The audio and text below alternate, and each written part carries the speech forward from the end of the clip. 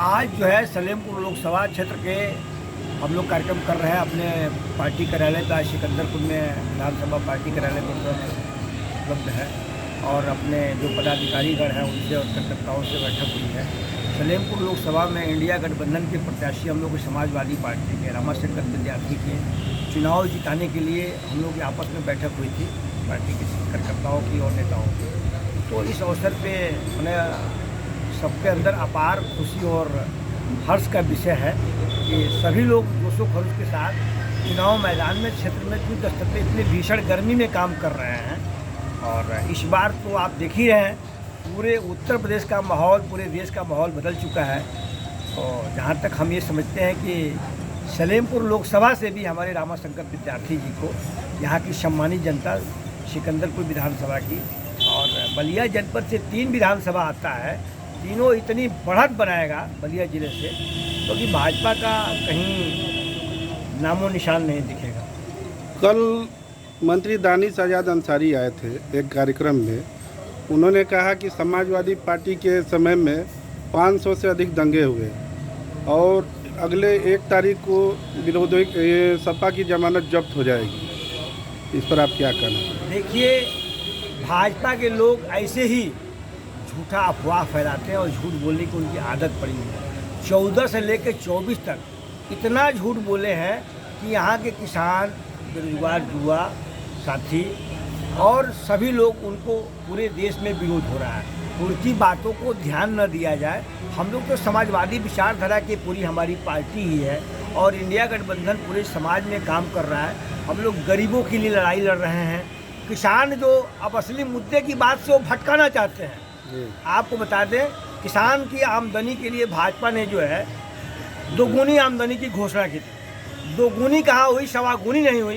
किसान कर्जे से त्राहि त्राहि कर रहे हैं और उनका कर्जा न माफ़ करके तो देश के पूंजीपतियों को भारतीय जनता पार्टी ने कर्जा माफ़ किया है, तो वो मुद्दे से विचलित होकर के और डाइवर्ट करना चाहते हैं। तो इस बार यह है कि किसानों ने, नौजवानों ने पूरे भारत में तय कर लिया है और ख़ास तौर से पूर्वांचल में तो इस कदर तय किया है कि भारतीय जनता पार्टी का सुफड़ा साफ होते दिखाई दे रहा है।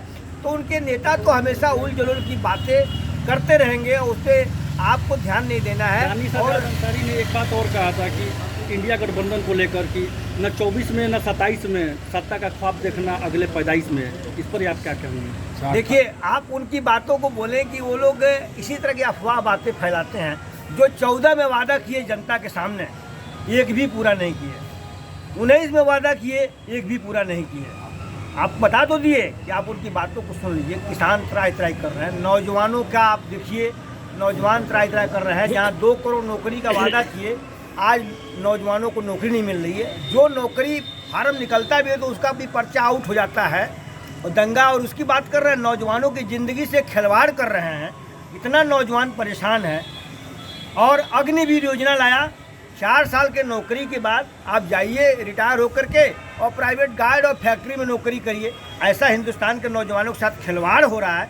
तो मैं आपको बताना चाहता हूँ कि हमारी पार्टी ने नौजवानों के लिए घोषणा किया है कि जो अग्निवीर योजना की जब भाजपा ने जो नियम लगाया है उसको हम लोग सबसे पहले ख़त्म करते हुए हम लोग इसको रेगुलर करेंगे। जो भी नौजवान पाएंगे तो अपने सर्विस तक नौकरी करेंगे और उनका रिटायरमेंट होगा, उनको पेंशन में मिलेगा।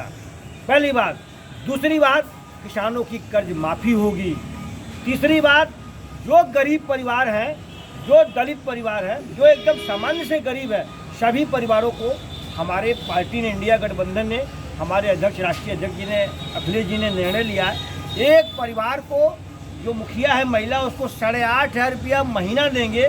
वो साल के 12 महीने में 1 लाख रुपया उस परिवार के खाते में खटाखट हम लोग पहुंचवाने का काम करेंगे। दूसरी बात, जो हमारे देश के नौजवान हैं जिनके भविष्य से खिलवाड़ हो रहा है, जो बीटेक हैं, सिविल इंजीनियर हैं, मैकेनिकल इंजीनियर हैं, डिप्लोमा होल्डर हैं, जो बेरोजगार हैं, उनके भी खाते में हम लोग सरकार आते ही 8,500 रुपया महीना उनको जो है आएगा और साल में 1 लाख रुपया उनके खाते में आ जाएगा, जिससे नौजवानों की बेरोजगारी दूर होगी और इस देश के नौजवानों का और किसानों का भविष्य और किसानों का कर्जा सबसे पहले हमारी सरकार माफ़ करेगी। जो किसान परेशान है, त्राहि त्राहि कर रहा है। और आप देख रहे हैं संविधान से भी खिलवाड़ हो रहा है। तो सत्ता आने के बाद संविधान भी बच जाएगा आपका।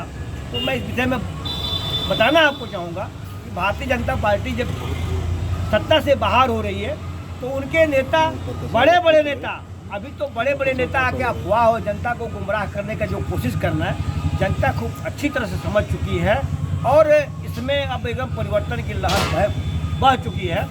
इंडिया गठबंधन की सरकार बनने जा रही है।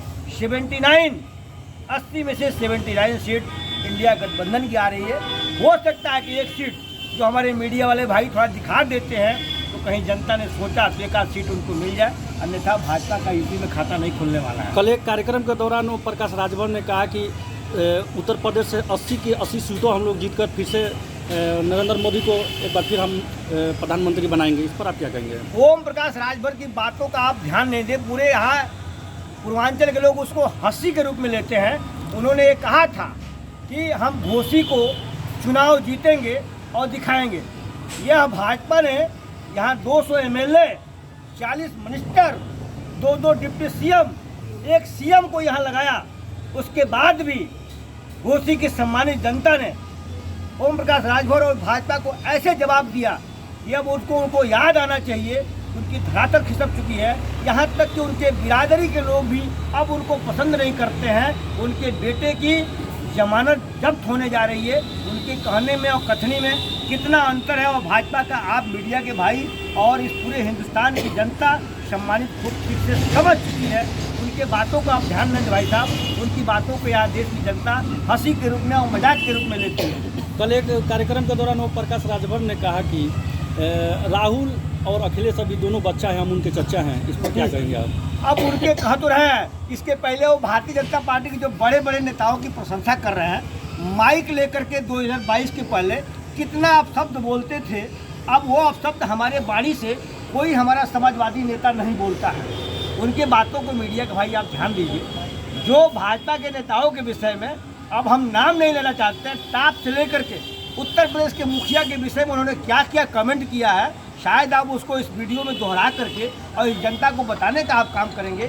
ओम प्रकाश राजभर के विषय में अब ज़्यादा हम कुछ नहीं कहेंगे। जो अपने वाणी से कहें उस बात को दोहराइए। यहाँ की जनता समझ चुकी है कि वो आदमी पूरा का पूरा झूठ बोलने का पूरा एकदम से पिटारा उसके पेट में झूठ का भरा हुआ है। इसलिए राजभर बिरादरी भी उनके बेटे को घोसी में जमानत जब्त करने जा रही है। हम लोग पूर्वांचल की सारी सीटें इंडिया गठबंधन समाजवादी पार्टी जीतने जा रही है।